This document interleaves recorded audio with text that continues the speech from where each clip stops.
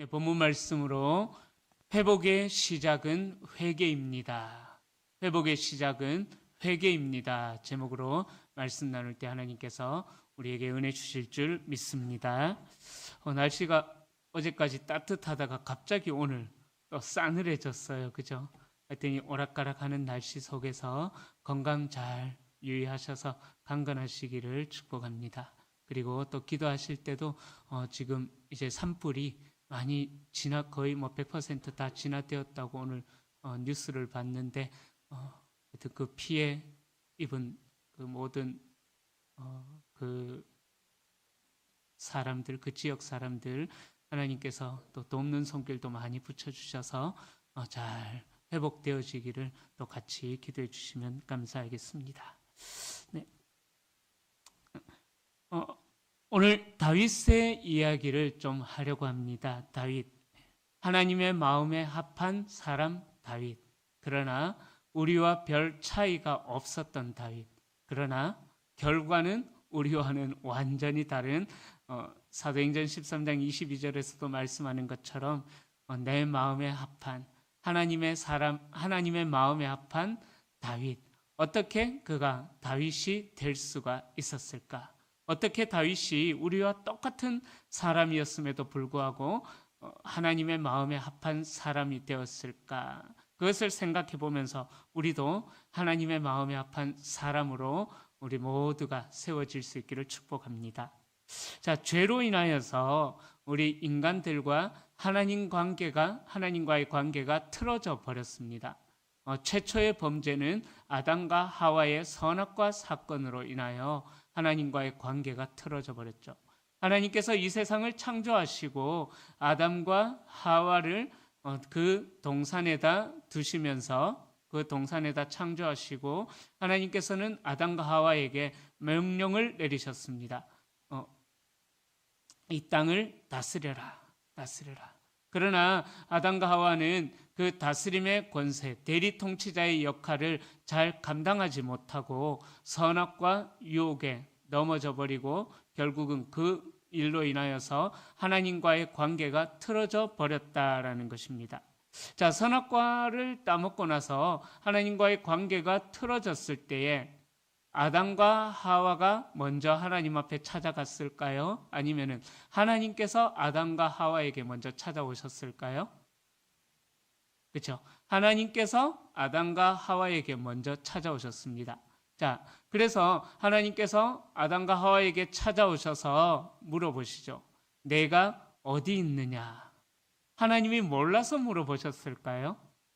아니죠, 그죠? 내가 어디 있느냐? 이 질문의 의미는요, 아담과 하와가 어디 있는지 하나님이 모르셔서 아담과 하와에게 그렇게 물어보신 것이 아니라 그 질문에는 아담아, 하와야, 너희들과 나의 관계가 올바른 관계에 있느냐? 너희들이 회개하고 나오면은 내가 너희들을 받아줄 것이다. 라는 그러한 의도가 하나님의 질문, 아담아, 하와야, 너희들이 어디 있느냐? 창세기 3장에 나오는 그 질문의 의도는 그런 의도가 있다라고 생각합니다. 그런데 안타깝게도 아담과 하와는 하나님의 말씀에 불순종한 그 죄를 너무 두려워한 나머지 하나님의 질문의 의도를 깨닫지를 못하고 어떻게 대답하죠? 내가 벗었으므로 숨었나이다. 두려워하여 숨었나이다 라고 그렇게 말씀합니다. 만약에 그때 아담과 하와가 우리가 하나님 앞에 죄를 지었으므로 부끄럽고 하나님의 심판이 두려워서 지금 숨어 있습니다. 하나님께로 우리의 죄를 용서받기를 구하오니 하나님 우리의 죄를 용서해 주시고 회개하오니 우리를 받아주십시오라고 그렇게 하나님 앞에 나아갔다면은 아마 자비로우신 하나님께서 사랑이 풍성하신 하나님께서는 아담과 하와를 주셨을 것입니다.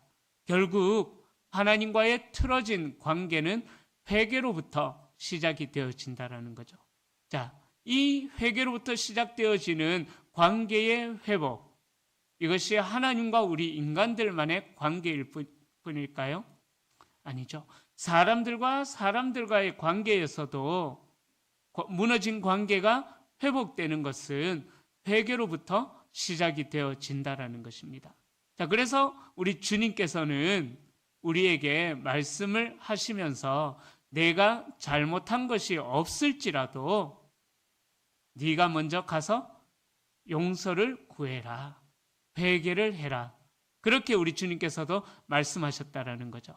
우리 주님께서 말씀하시기를 예배를 드리러 나가다가 형제의 마음을 실족해 한 것이 생각나거든 그 형제에게 가서 회개를 구하고 용서를 구하고 관계가 회복되어지고 나서 그리고 예배를 드려라라고 말씀하실 정도로 우리 주님께서는 그러한 관계의 회복에 대해서 굉장히 중요하게 생각하고 계셨다라는 것입니다.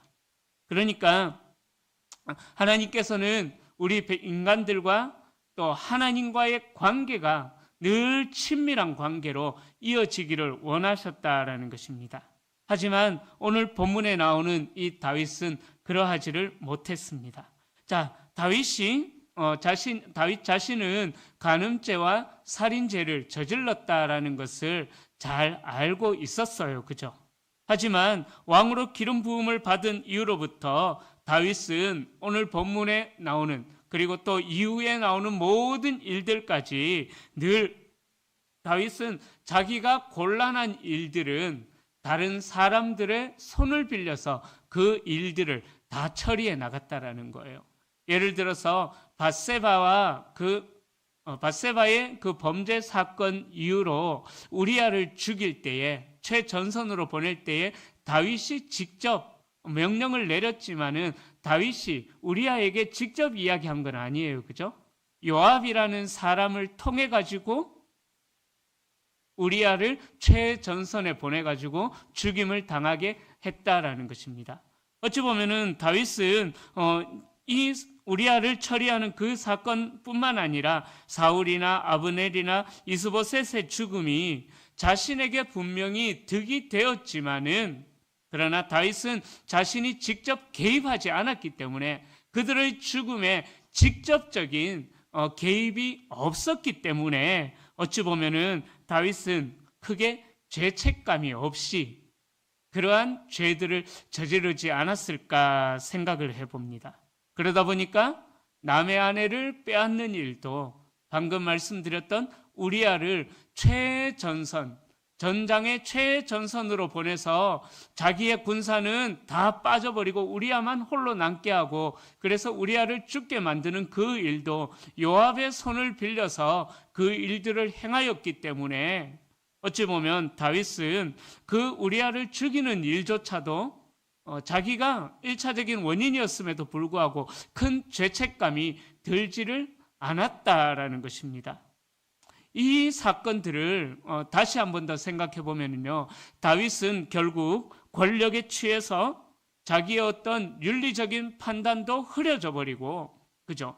종교적인 판단도 흐려져 버렸다라는 것입니다. 어찌 보면은 요즘 시대처럼 권력자들이 그 권력을 자기의 방패를 삼아서 힘들고 욕먹는 일은 자기 밑에 사람들을 다 내보내면서 방패막으로 사용하는 것처럼 어찌 보면은 다윗은 그 권력, 왕이라는 막강한 권력 뒤에 숨어서 약자들의 권리를 아무렇지도 않게 짓밟는 그러한 정말 어찌 보면은 괴물이 되어 버렸다라는 것이죠.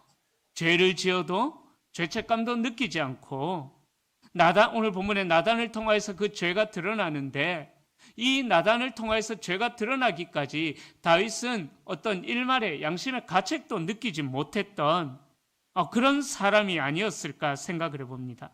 자, 그럼에도 불구하고 다윗이 이상적인 왕으로 하나님께 인정받을 수 있었던 이유가 뭘까?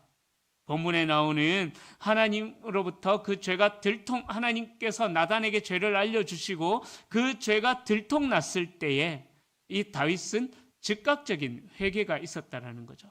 보통 우리 사람들은 어떻습니까? 나의 죄가 드러날 경우에 일단은 핑계거리부터 찾아요. 그죠?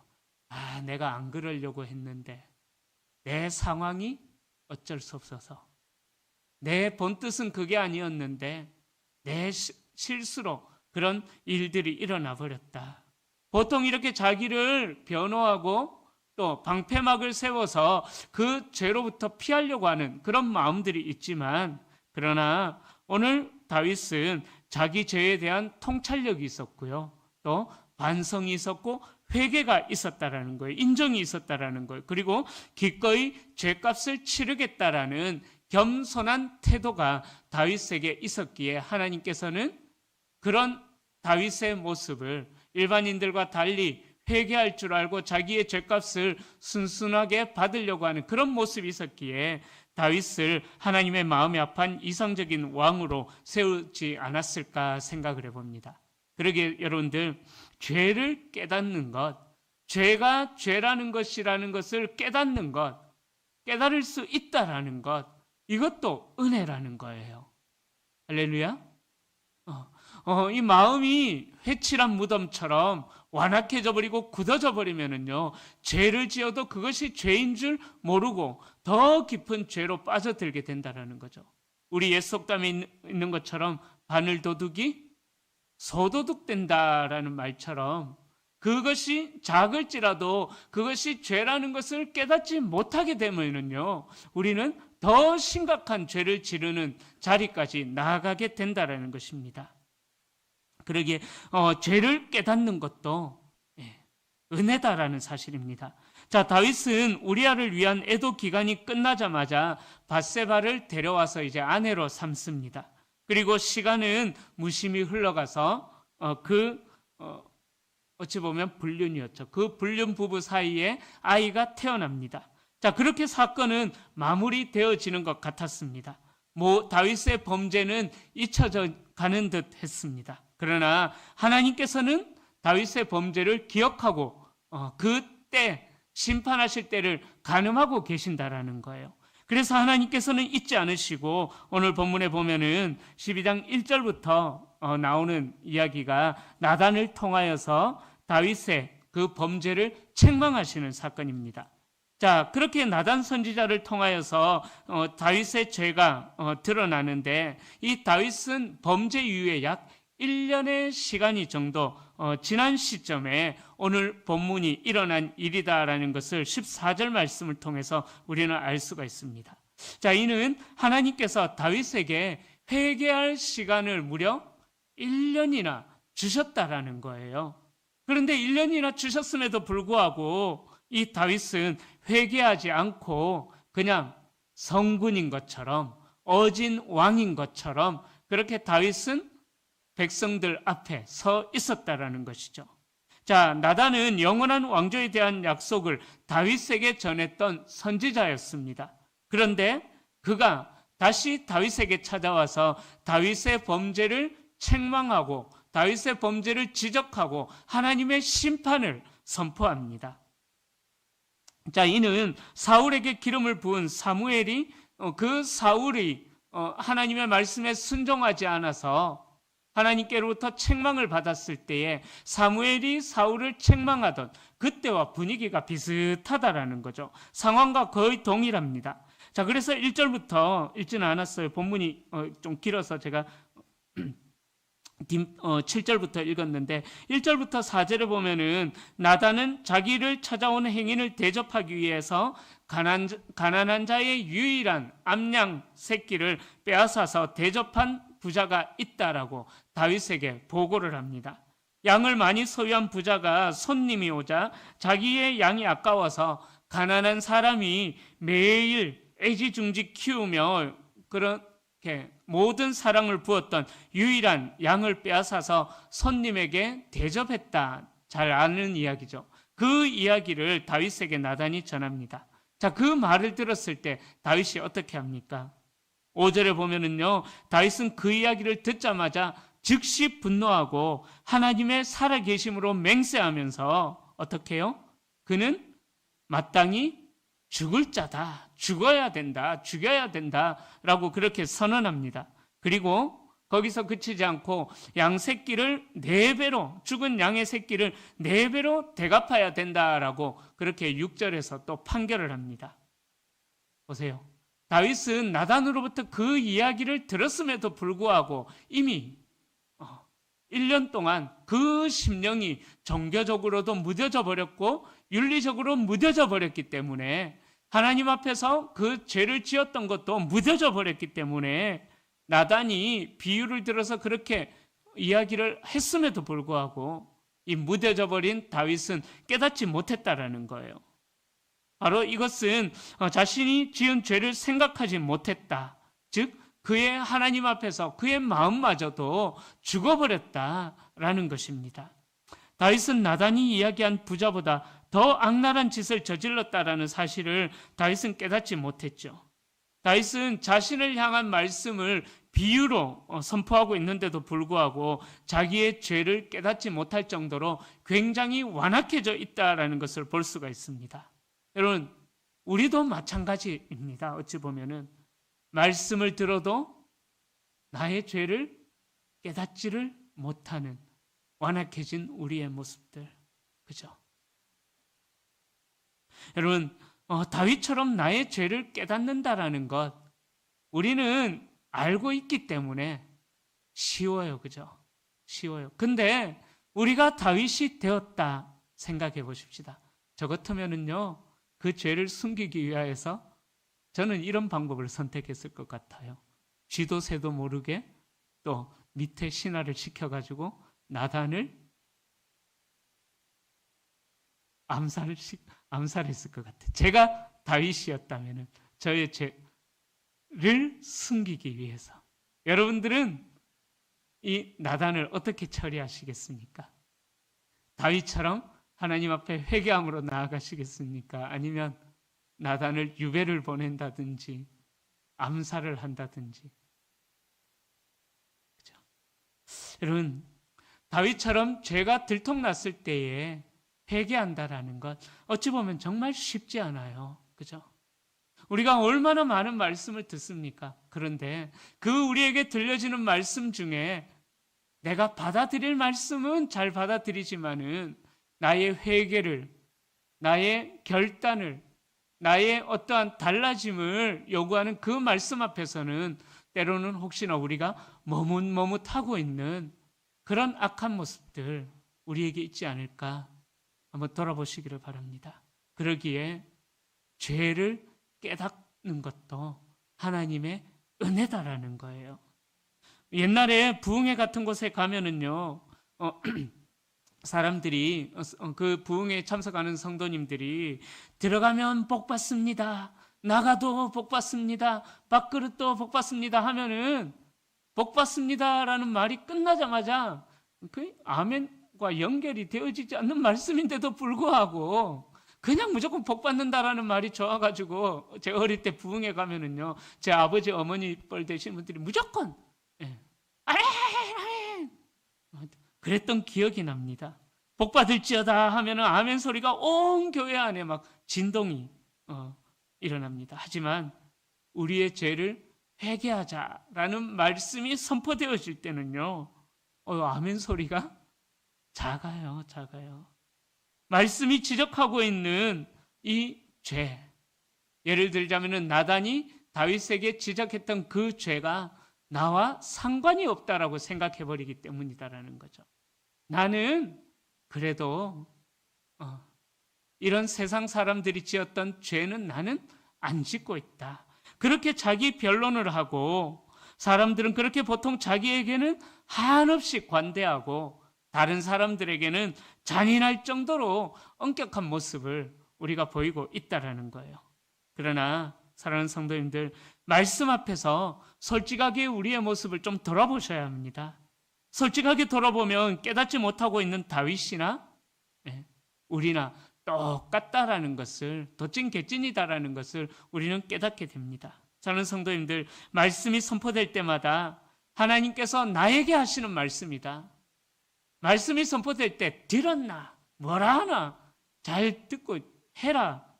그게 아니라 하나님 나에게 주시는 말씀이네요. 내가 그것을 행하겠습니다. 이런 마음이 우리에게 있어야 된다는 거예요. 말씀 앞에서 나 자신을 철저하게 돌아보셔야 합니다. 그래야지만 하나님의 말씀이 들리게 되어 있는 거예요.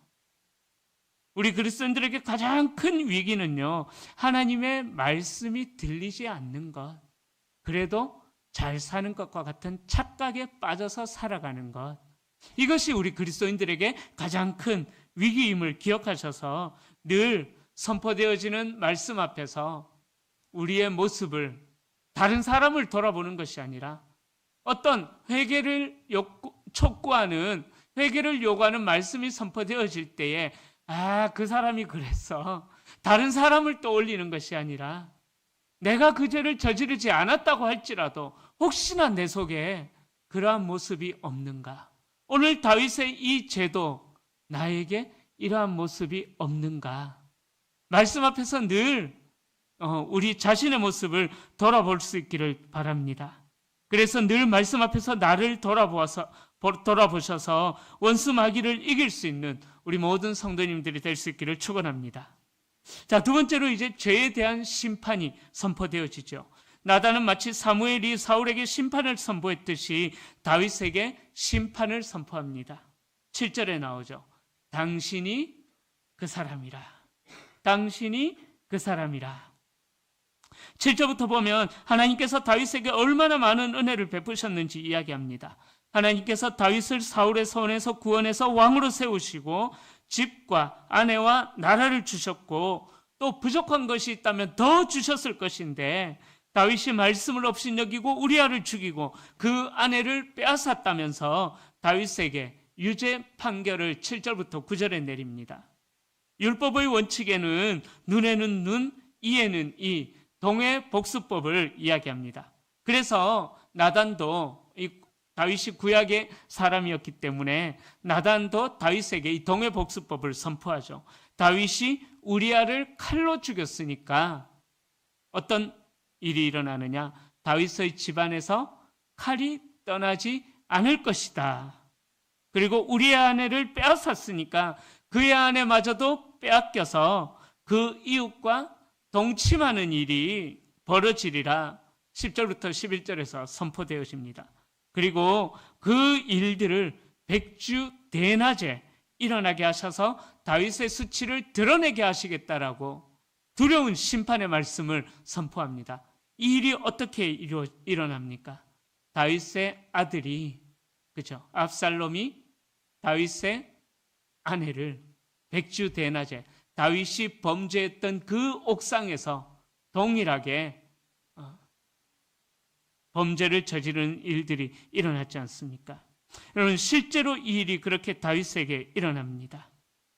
살인을 저질렀던 다윗의 집안에 칼이 끊이지 않아서 다윗의 아들들이 왕위 계승을 두고 칼부림이 멈추지 않죠.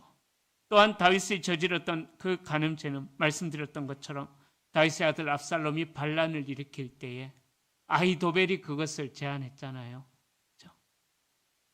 그래서 반란을 일으킬 때 다윗의 후궁들과 동침하는 일이 백주대낮에 일어납니다.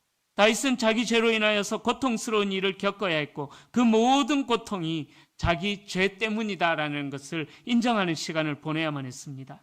오늘 사무엘서의 저자는 다윗의 잘못과 그가 받게 되는 벌을 통해서 죄가 불러오는 엄청난 결과가 이렇게 두렵다라는 사실을 사무엘서의 저자는 우리에게 경고하고 있다라는 것입니다. 여러분, 그러기에 우리 성도는 죄에 대한 심판을 기억하셔서 늘 그 죄를 멀리하고 죄에 대하여서 깨어 있어야만 우리가 이 다윗과 같은 실수를 저지르지 않고 살아갈 수가 있다라는 것입니다.